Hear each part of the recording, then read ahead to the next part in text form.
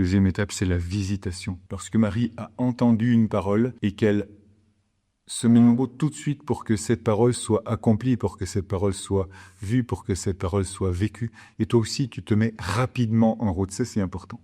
Tu te mets rapidement en route vers les montagnes, sur les montagnes de Judée. Tu marches dans les hauteurs. Hein. Tu marches dans les hauteurs pour voir ce qui est déjà en œuvre et pour participer à ce qui est déjà en œuvre.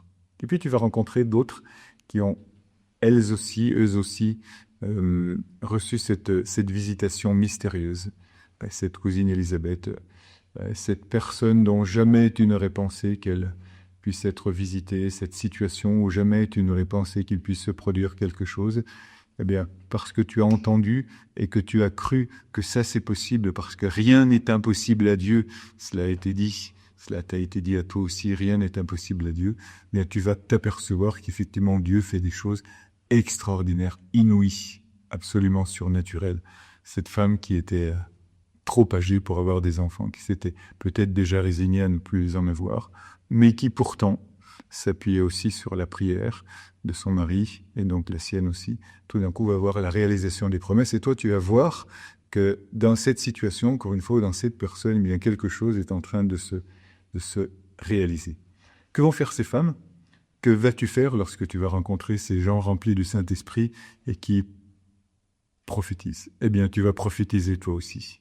Prophétiser, ça veut dire mettre en œuvre par ta parole et aussi après par ton action cette dynamique qui est à l'intérieur de toi, qui célèbre la puissance de Dieu. La prophétie célèbre toujours la puissance de Dieu. La prophétie anticipe et réalise la puissance de Dieu.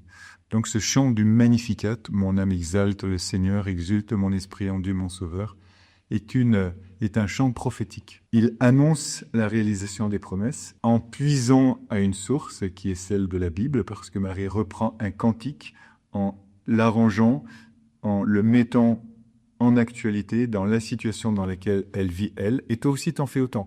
Parce que tu connais la parole, parce que chaque jour tu lis la parole, parce que, comme le prophète Isaïe, tu dis la parole, chaque matin me réveille, chaque matin elle me réveille.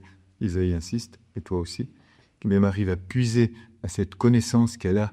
Même tu puises à la connaissance que tu as en toi-même pour prophétiser quelque chose qui est déjà en train de s'accomplir. Et cette chose, tu veux absolument participer, donc tu la célèbres et tu la célèbres avec ceux et celles que tu vas rencontrer.